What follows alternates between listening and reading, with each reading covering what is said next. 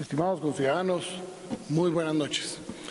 Hoy, en una forma bastante inusual, vamos a lanzar este mensaje. Me acompañan el señor Ministro de Salud Pública, Hugo Monroy, así como también el doctor Edwin Asturias, a quien el día de hoy vamos a juramentar como el director ejecutivo de la Comisión Presidencial contra el Coronavirus.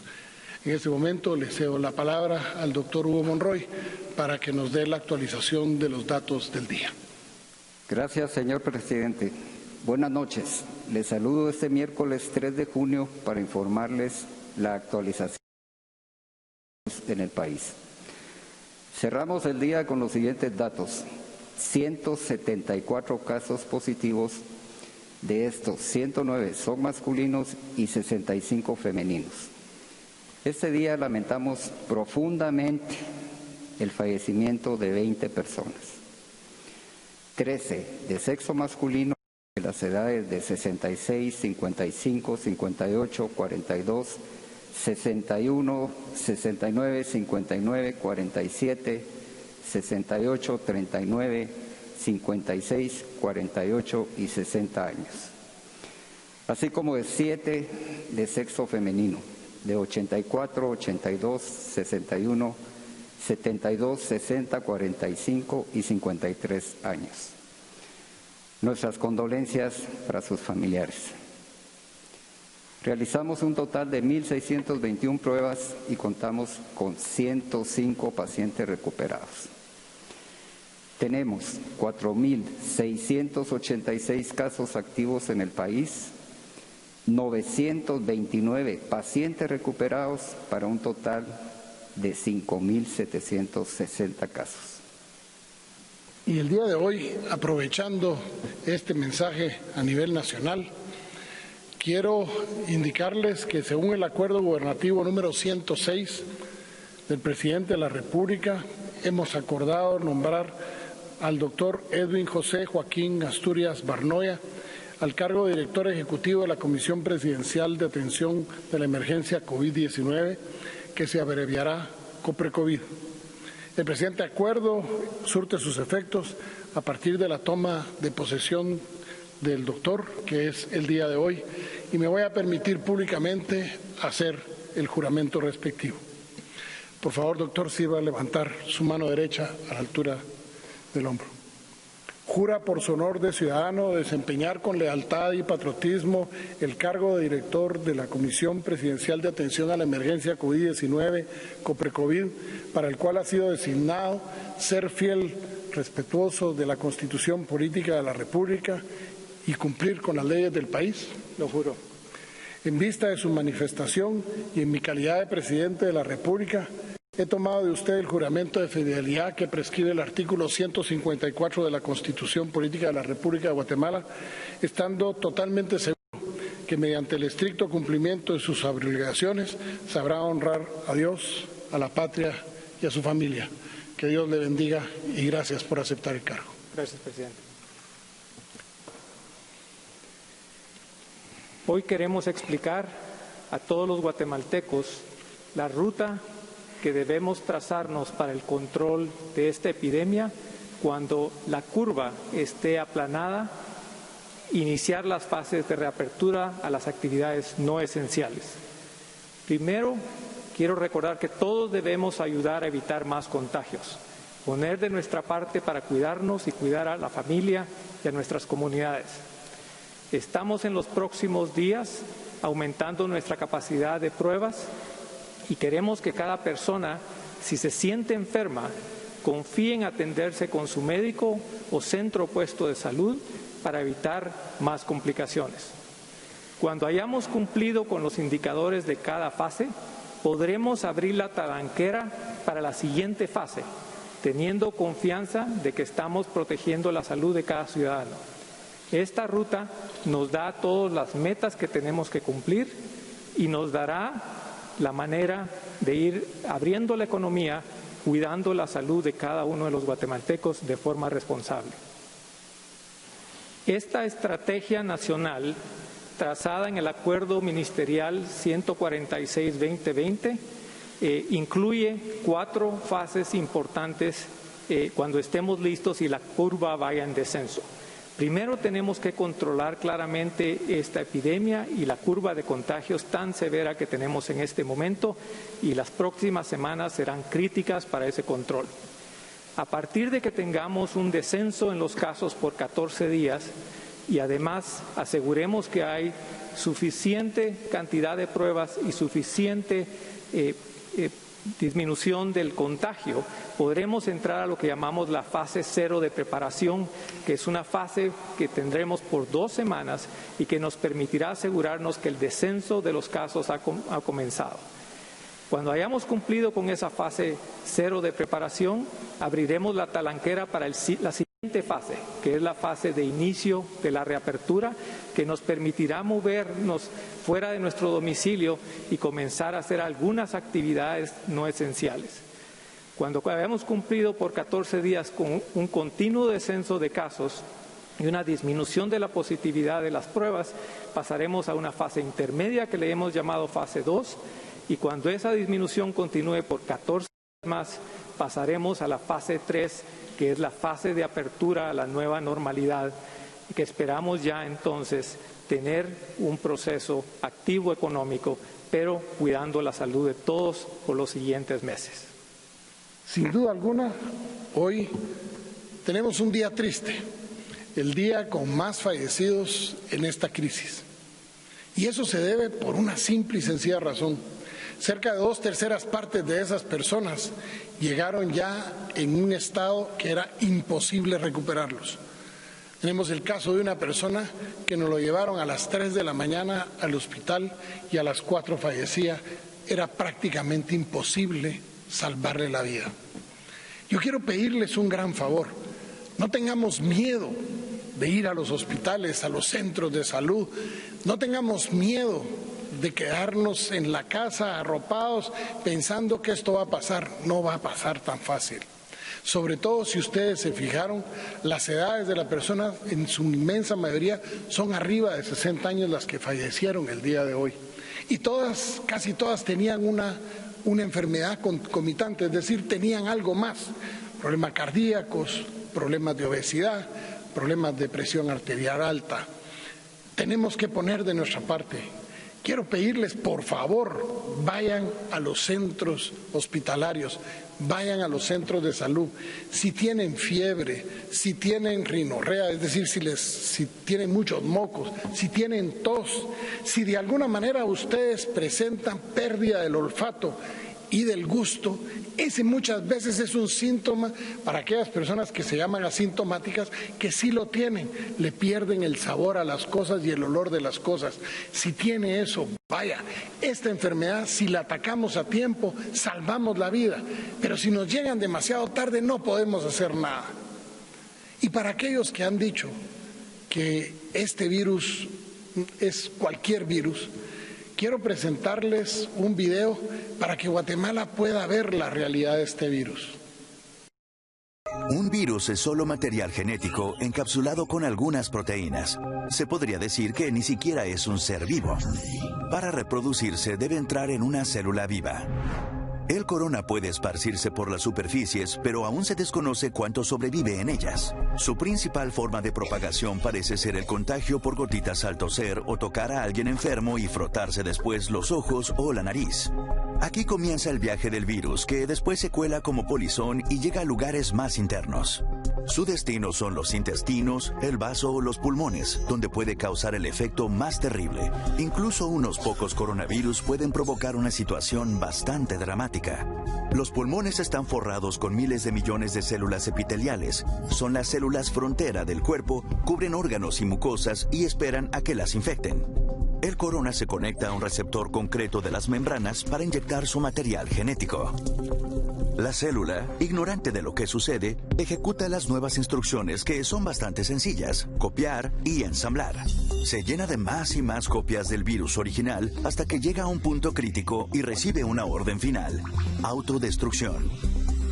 Como si se disolviera, la célula libera nuevos coronavirus listos para atacar más células. El número de células infectadas crece exponencialmente. Tras unos 10 días, hay millones de células infectadas y miles de millones de virus revoloteando por los pulmones. Los daños aún no son muy graves, pero el corona desata ahora la verdadera bestia: nuestro propio sistema inmune. Aunque diseñado para protegernos, necesita una estricta regulación, ya que puede resultar bastante peligroso para uno mismo. Y a medida que las células inmunitarias llegan a los pulmones para combatirlo, el corona infecta a algunas y crea confusión. Sin ojos ni oídos, las células se comunican principalmente mediante unas diminutas proteínas de información llamadas citocinas que controlan casi todas las reacciones inmunitarias. El corona provoca que las células inmunitarias infectadas sobreactúen y griten tras el asesino, con lo que el sistema inmune entra en un frenesí de lucha y envía más soldados de los necesarios, de modo que desperdicia recursos y provoca daños. En concreto, hay dos tipos de células que causan estragos. El primero son los neutrófilos, unos especialistas en matar incluso a nosotros mismos. A medida que llegan miles, comienzan a bombardear enzimas que destruyen tantos enemigos como amigos. Otro tipo de células importantes que entran en histeria son las T asesinas, que normalmente exigen a las células infectadas que se suiciden ordenadamente. Confundidas, empiezan a pedir a las células sanas que también se maten. Cuantas más células inmunitarias llegan, mayor es el daño que provocan y más tejido pulmonar sano que eliminan. Puede ir tan mal que cause daños irreversibles permanentes y discapacidades para toda la vida. En la mayoría de los casos, el sistema inmune recupera el control lentamente. Mata las células infectadas, intercepta los virus que quieren infectar otras células y limpia el campo de batalla. Comienza la recuperación.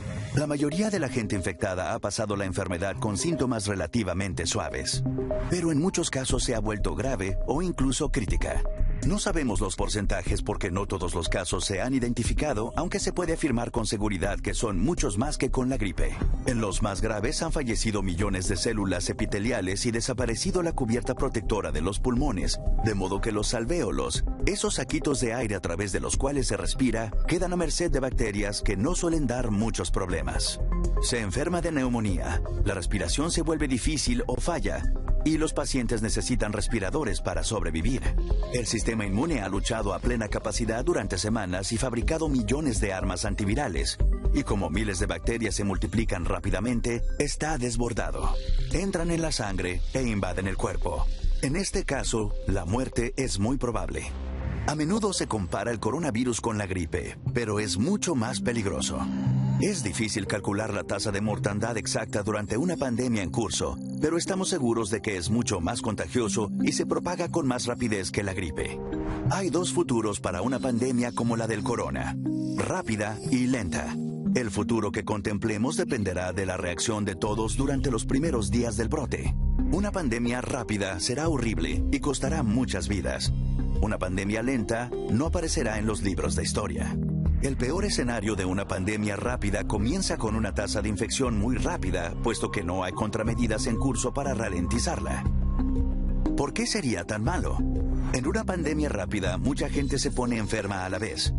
Cuando el número es demasiado elevado, los sistemas sanitarios son incapaces de afrontarlo. No hay suficiente personal sanitario ni equipos como respiradores para ayudar a todo el mundo.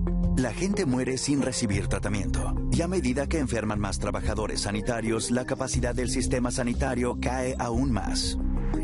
Si se llega a esto, hay que tomar terribles decisiones sobre quién vive y quién no. En un escenario como este, el número de muertes aumenta significativamente. Para evitarlo, el mundo, es decir, todos nosotros, debemos hacer lo que podamos para convertir la pandemia en lenta. Una pandemia se ralentiza a través de las respuestas adecuadas, especialmente al principio, para que todos los que enfermen puedan recibir tratamiento y no se alcance el punto de crisis con hospitales sobresaturados. Dado que aún no existe una vacuna, debemos adaptar nuestro comportamiento y actuar como vacuna social, lo que básicamente significa no infectarnos y no infectar a otros. Aunque suena trivial, lo mejor que podemos hacer es lavarnos las manos. El jabón es una potente herramienta. El coronavirus viene encapsulado en una capa de grasa. Como el jabón descompone esa grasa, le impide infectar. Además, con las manos resbalosas, los movimientos mecánicos del lavado hacen que los virus se desprendan. Para hacerlo bien, debemos lavarnos como si después de cortar jalapeños, quisiéramos ponernos lentes de contacto. Además, debemos distanciarnos. Aunque la experiencia no es grata, es bueno. Significa no abrazarnos ni darnos la mano. Quien pueda debe quedarse en casa para proteger a los que están obligados a salir para que la sociedad siga funcionando. Médicos, cajeros, policías. Dependemos de ellos y ellos dependen de nosotros para no enfermar. A un nivel mayor están las cuarentenas, en distintos aspectos, desde las restricciones de desplazamiento a los mandamientos de quedarse en casa. Como no son divertidas, no son populares, pero proporcionan un tiempo crucial, especialmente a los investigadores que buscan medicamentos y vacunas. Por eso, en caso de cuarentena, los afectados deben comprenderla y respetarla. No tienen nada de divertido, pero en perspectiva es un pequeño precio a pagar. El modo en que finalizan las pandemias depende de cómo inician. Si comienzan rápido, con un ascenso muy pronunciado, terminan muy mal. Si empiezan lento, con un ascenso suave, terminan bien. Y al día de hoy, todo está verdaderamente en nuestras manos, literal y figuradamente. Pero ¿saben una cosa? Vamos a terminar bien. ¿Y saben por qué? Porque empezamos bien. El problema de este virus es que no se ve, pero como no se puede ver, es altamente destructivo. A pesar de que en febrero no existía un libreto, un manual o un protocolo para atender esta epidemia y donde las grandes potencias tuvieron que improvisar procedimientos, en Guatemala reaccionamos con aciertos. También nos equivocamos, pero la realidad es que hoy tenemos una curva muy lenta de propagación y esa es la única forma que nuestro sistema de salud podría haber enfrentado esta crisis mundial. Ningún país en el mundo, por muy buenos sistemas de salud que tuvieran antes de esta pandemia, han podido suplir las necesidades de todos los infectados. Nosotros, mal que bien, con hospitales obsoletos, con personas que a duras penas, y en muchos de los casos superan los 60 años de edad, trabajadores de la salud, con serios problemas en cuanto al número de camas por cada 1000 habitantes. Tuvimos y reaccionamos y nos preparamos. Hoy no tenemos hospitales en salud pública colapsados. Hoy tenemos gente que se ha ido recuperando, como hoy lo estamos viendo, 105 personas recuperadas. 5 veces más que las personas fallecidas. Son buenas noticias a pesar de todo. Y el gobierno, desde el gobierno, tomamos las acciones desde antes del primer infectado, aquel 3 de febrero, cuando prohibimos el ingreso de los primeros ciudadanos de los 7 primeros países a los que les prohibimos venir en Guatemala. Y aunque hemos tomado medidas que no son realmente populares en muchos de los casos, mi trabajo no ha sido pretender ganar un concurso de popularidad. Mi trabajo como médico y como presidente, lo dije desde ese entonces, el primer día, el primer caso, el 13 de marzo, aquel viernes muy doloroso para mí, fue comprometerme a proteger la vida de cada uno de los habitantes de nuestra amada nación. Hoy esta nación nos reclama más que nunca, nos necesita a todos trabajando por igual, porque el futuro de la salud y de la economía está en nuestras manos y nuestras manos son las más importantes. Las manos de los guatemaltecos son lo más preciado que tenemos. Somos gente chambeadora, trabajadora, somos gente luchona y así lo hemos hecho desde la presidencia, el Ministerio de Salud y ahora con la Comisión Presidencial del Coronavirus nos hemos empleado a fondo para poderles presentar a ustedes esta metodología que acabamos de ver, que nos da la guía sobre cómo vamos a ir trabajando en la reactivación del país. Sin duda alguna, quiero decirles que el camino que nos hace falta no será fácil de recorrer, pero sin duda lograremos recorrerlo haciendo las cosas de la mejor manera posible. Aprendemos cada día más sobre esta enfermedad.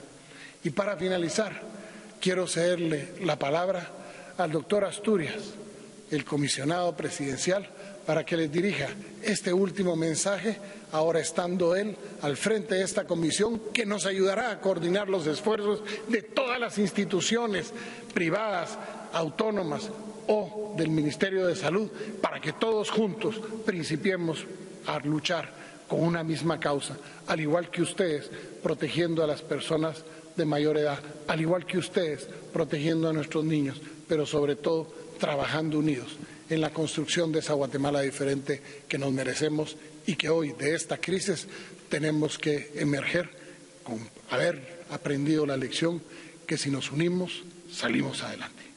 Doctor.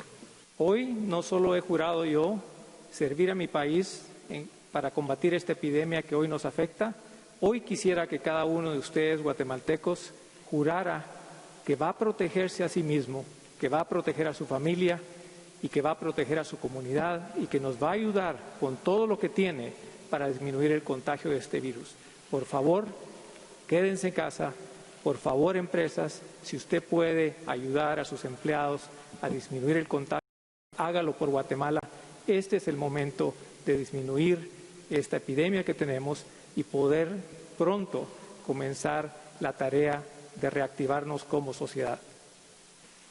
Estimados conciudadanos, no se nos olvide pedir todos los días, cada vez que podamos, que Dios bendiga a Guatemala.